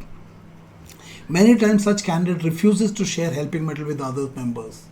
Not only refuses to help, they create fish market. They say I will decide what to do. चिल्लाते हैं physical level पे, physical level, है ना। The second is intellectual level, बुद्धि के level पे, बुद्धि के level पे, तर्क के लेवल पे, लॉजिक के लेवल पे, रीजनिंग के लेवल पे, problem solving, decision making, analysis, discrimination, conflict resolution, smart goal, बुद्धि के लेवल पे, है ना। So intellectual contribution, candidate's ability to contribute towards the functional और practical aspects of the task, not फट्टा उठा के भागना, that's a physical aspect. Difference समझ में आ रहा? बता रहा। Functional aspect of the task, it involves planning, दिमाग से होता है, बुद्धि से होता है, ऑर्गेनाइजिंग, बुद्धि से होता है, ऑफ द अवेलेबल रिसोर्सेस में बोथ इनर आपकी खोपड़ी एंड आउटर रिसोर्स, फट्टा बल्ली and other man power. This is definitely higher than the physical contribution. Physical में क्या है? ओ यार इसको फट्टा लेके ऐसे लगा, कैसे ऐसे लगाना? हाँ ऐसे लगा लिया, ओके, फिजिकल, मजदूर है, मजदूर। Second is intellectual contribution. लेकिन अगर आपका दिमाग ही जंग लगा है तो नेचुरली आप इंटेलेक्चुअल कंट्रीब्यूशन कर ही नहीं सकते, क्योंकि आपके पास जीडी नहीं है, आपके पास लैंग्वेज नहीं है, आपको स्ट्रक्चर एनालिसिस नहीं है, आपके पास इंटरपर्सनल स्किल नहीं है, आपको दिमाग खराब है, आप कुछ भी चिल्लाते रहोगे। तो एक जंग लगा हुआ ब्रेन, मुंह खोलते ही पता चल जाएगा इसका दिमाग चलता नहीं है। So intellectual contribution.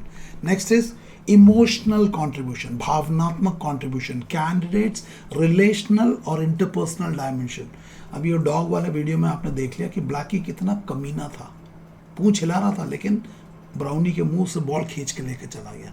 वो उसका इमोशनल कंट्रीब्यूशन है कि भैया तू मर जाए पानी में, लेकिन बॉल तो मैं ही लेके जाऊंगा, ग्रुप सॉल्यूशन तो मैं ही दूंगा, फट्टा तो मैं ही दूंगा, किसी को नहीं दूंगा। He has got, Blackie has got poor interpersonal skill. Selfish था ब्लैकी। ब्राउनी बेचारा पानी में तैरता हुआ गया और ब्लैकी मुंह से छीन के चला गया। उसको लगता है ये लीडरशिप है। No. So candidates relational or interpersonal dimension, that is to relate at an emotional level to each other and to the task. Members of the group के साथ भी कनेक्ट कर पाना और टास्क के साथ, ये हमारा टास्क है, मेरा नहीं। This binds the group in the direction of the common task. So ये ग्रुप को एक कोहेसिव ग्रुप बनाता है, उसके अंदर एक जुड़ाव पैदा करता है। अगर आपके अंदर है तो बहुत अच्छी बात है, लेकिन अगर आप इस तरह को ब्लैकी की तरह मैं ही करूंगा, मैं ही बोलूंगा, फट्टा किसी को नहीं दूंगा, आप फंस जाओगे। Next is structural stability of the group. इसका मतलब क्या है? Value dimension.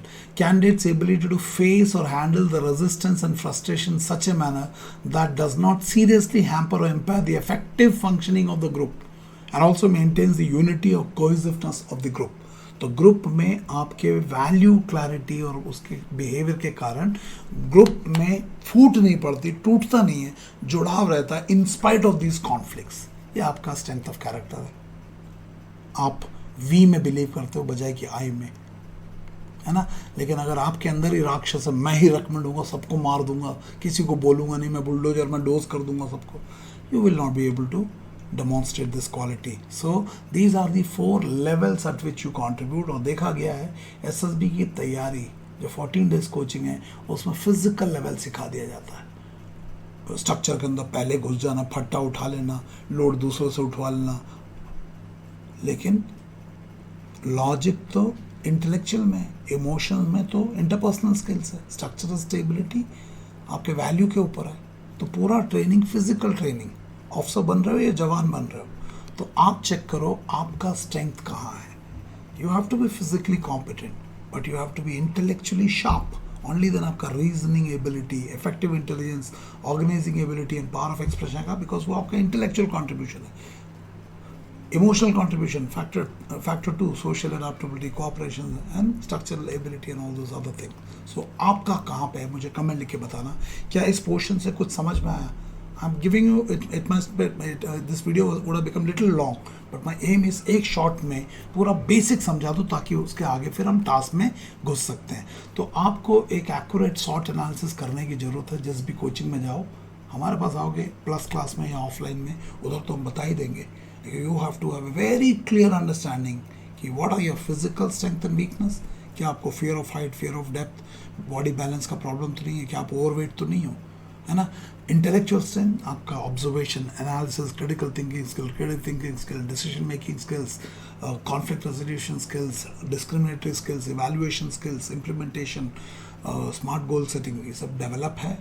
You know emotional में self awareness, self regulation, internal motivation, social awareness, social regulation, empathy है या नहीं है। And strength of character video है वैल्यूज फॉर लीडरशिप एक्सीलेंस, उसको देखना and you will understand what needs to be done.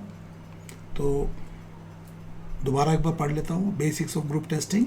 Group testing officer attempts to evaluate individual, तुम individual in the context of a group and thus to determine a candidate's ability to function in a group and based on his functional capacity to ascertain his actual and potential level. Actual आज का, potential training के बाद trainability factor and to assess the suitability for the armed forces. तो आप पहले suitable तो बनो, फिर आपको recommend करेंगे। पहले काबिल तो बनो, कामयाबी झक मार के आपके पीछे आएगी। काबिलियत के ऊपर काम करो, ना कि टिप्स एंड ट्रिक्स लगा के एसएसबी को कैसे बेवकूफ़ बनाओ। That approach must change and इसको चेंज किया जा सकता है clarity, awareness, dedication and sincerity of intent से। मुझे एसएसबी से रेकमेंड नहीं होना अगर मैं उस काबिल नहीं हूँ, तो इसलिए मैं पहले काबिलियत को बिल्ड करूँगा और रिकमेंडेशन तो हक से लेके आऊँगा। ऐसी तैयारी करो, ऐसी तैयारी करो कि एसएसबी को मजबूर कर देना, बोले यार भैया ये लड़का कहाँ से आया, क्या ज़बरदस्त तैयारी है, he has to get recommended, खत्म बात, है ना। सो मुझे ज़रूर बताना क्या समझ में आया।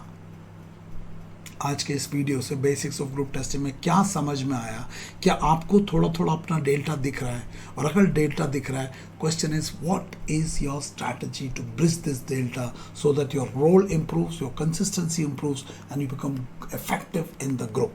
मुझे ज़रूर फीडबैक देना, कमेंट्स लिखना, क्वेश्चंस लिखना, एंड उससे मुझे भी बहुत encouragement मिलेगा to bring more videos of this nature and आपके प्रिपरेशन को एक सही दिशा में चढ़ाने के लिए। गति से ज़्यादा ध्यान दिशा पे रखो, क्योंकि गति तेज हो जाए, दिशा गलत हो जाए, गलत जगह पे पहुंच जाओगे। लेकिन अगर दिशा सही है, गति बढ़ा सकते हैं। So what is more important is दिशा देन गति, दोनों चाहिए। बट पहले दिशा, पहले जीपीएस सेट करो, फिर गति बढ़ाएंगे, है ना। इस गैप को टिप्स एंड ट्रिक्स करके मत करना और इसके बाद आप मेरे सामने कौवा मोर बन के आएगा, छोड़ूंगा नहीं। एंड आई एम श्योर जो आज भी जीटीओ है, साई का इंटरव्यूइंग ऑफिसर है, वो भी नहीं छोड़ेंगे। इसलिए जो लोग इस तरह की ट्रेनिंग देते हैं गलत है। You be careful, because Lakshmi आप दे रहे हो, आपका हक बनता है सरस्वती लेना। लक्ष्मी के बजाय में मलमूत्र मत खरीद लेना। So this approach to training has to be avoided. Feedback करके बताना कि क्या मैं बोलना चाह रहा हूँ। This delta must be bridged. So इसको ब्रिज करने के लिए मुझे बताते हुए खुशी है कि अनअकैडमी के प्लस प्लेटफॉर्म पे बहुत एकेडमिक टेस्ट यानी कि एनडीए एंड सीडीएस का रिटर्न के लिए भी है, और एसएसबी का भी जो बैचेस है वो प्लान किया हुआ है। सो जो नेक्स्ट एनडीए एंड सीडीएस का रिटर्न का बैच है 12 जुलाई से स्टार्ट हो रहा है, both NDA and for CDS. This is for 2024 year 2024 के लिए, एंड 26 जुलाई को एनडीए 1 एंड 2 फॉर 2025 एंड 30 जुलाई के लिए सीडीएस 1 एंड 2 फॉर 2025 प्लान किया गया हुआ है। और इसके ऊपर अभी 30% डिस्काउंट है, फ्लैट जो भी फीस है उसके ऊपर 30% डिस्काउंट प्लस 6 मंथ्स का एक्सटेंशन भी है। और ये जो ऑफर है वो बहुत जल्दी बंद हो जाएगा। सो दोस्त who interested kindly register yourself so that you get this benefit of 30% discount and this free extension for 6 months. इसके अलावा एसएसबी का भी क्लास शुरू हो रहा है 25 जुलाई से on the Unacademy plus platform, जिसमें कि I will be the chief trainer, और this will be a complete one shop solution for the entire GTO with 500% clarity. I have to cover the GTO का class, अपना SSB का classes, but आपको पता है कि मेरा जो क्लासेस में एसएसबी के अलावा एसएमएल का बेस के ऊपर बना हुआ है, self management leadership. So even though ये क्लास एसएसबी का है, but I will integrate it along with the SML so that it becomes both the foundation and the building. Without foundation you cannot make a tall building. So SML, even though ये class SSB का है, but SML is integrated into it, so it will be a composite batch. So it will be available from 25th July onwards, and इसमें one on one interview interaction का भी possibility है, whether it is psych test GTO interview 1-on-1 का, जिसमें कि exclusively 1-to-1 feedback भी मिलेगा। उसके लिए आपको अनअकैडमी के आइकॉनिक बैच में ज्वाइन करना पड़ेगा। उसका डिटेल्स आपको एक नंबर दूंगा, उसमें कॉल करके यू कैन टेक इट, जहाँ पे आप 1-to-1 आपका साइकोलॉजिकल टेस्ट असेसमेंट 1-to-1 हो सकता है in case if you join that Unacademy iconic batch, है ना। जहाँ तक क्लास की बात है, 25 classes on the Unacademy plus platform. उसके अलावा there will be special classes जो कि फ्री क्लासेस है, उसको भी आप ज्वाइन कर सकते हो। And complete clarity 500%, not 100%, that's what I show you, and I will be the chief mentor. And आपने द लेवल ऑफ क्लैरिटी जो है वो आपने ऑलरेडी इन 3-4 वीडियोज़ के थ्रू आपको समझ में आया होगा। एंड आई वॉन्ट, जिस तरह से मैं आपके लिए वीडियो बना रहा हूँ, आप भी मेरे लिए कमेंट्स लिखो, ताकि वो कमेंट्स में पढ़ता हूँ, मुझे बड़ा इंकरेजिंग लगता है। सो that I can make more videos of this nature. And आपके लिए जो अनअकैडमी का स्टूडेंट हेल्पलाइन नंबर है, इस पे आप कांटेक्ट कर सकते हो, both for the NDA and CDS का रिटर्न क्लासेस के लिए एंड अनअकैडमी का प्लेटफॉर्म पे एसएसबी का ट्रेनिंग के लिए, इंक्लूडिंग आइकॉनिक बैच के लिए। Number is 8585858585। This is the helpline number. And इसके अलावा आप अनअकैडमी के टेलीग्राम चैनल, इंस्टाग्राम चैनल पे भी ज्वाइन कर सकते हो। इसको स्कैन करके टेलीग्राम चैनल में you will get the PDF of including SSB classes, ये जो वीडियोस के क्लासेस है, प्लस जो एकेडमिक क्लासेस है, those will be made available there. So you are welcome to join that and benefit from that. And Instagram भी you can join so that you are updated on various offers are available. I hope this video has given you some degree of clarity both in all the 3 technique. मैंने site test भी कर लिया, नहीं personal interview बाकी है, वो मैं कर दूंगा। साइट टेस्ट भी कर दिया, जीटीओ भी कर दिया, पर्सनल इंटरव्यू को भी मैं very soon I do that. जरूर फीडबैक दे के बताना कि इस चीज़ को देखने से ये जो मैंने हाथी का बताया था, परसेप्शन गैप, अंधों का हाथी, 6 अंधों का हाथी और ओरिजिनल हाथी, है ना। Do you see there is a difference? Do you feel this videos on the Unacademy YouTube channel, the content is different from any other content? इसके अंदर क्लैरिटी है, इसके अंदर डेप्थ है, और इसके अंदर एक अप्रोच है जो एसएसबी को बेवकूफ़ बनाने का नहीं है, खुद को इम्प्रूव करने का है। इसके ऊपर जरूर कमेंट लिखना, because that comment is important for me to continue this. अगर आपका कमेंट्स एनकरेजिंग नहीं है तो मेरा भी फिर वो कंटेंट को इस डेप्थ पे ले जाने का मतलब नहीं है। Then I will also come to regular SSB के टेस्टिंग टूल्स के ऊपर, but the aim is not to talk on testing tool, aim is to talk on what is being tested, that is the personality and the 4 dimensions of personality. तो I think we have to recognize this and focus on that part. तो उसके ऊपर जरूर comment देना, and I hope these videos and the future video will tremendously help you. उसको share करो अपने दोस्तों के साथ, खुद भी शेयर करो, and I'm sure it will benefit you. Thank you and may God bless you. Thank you very much.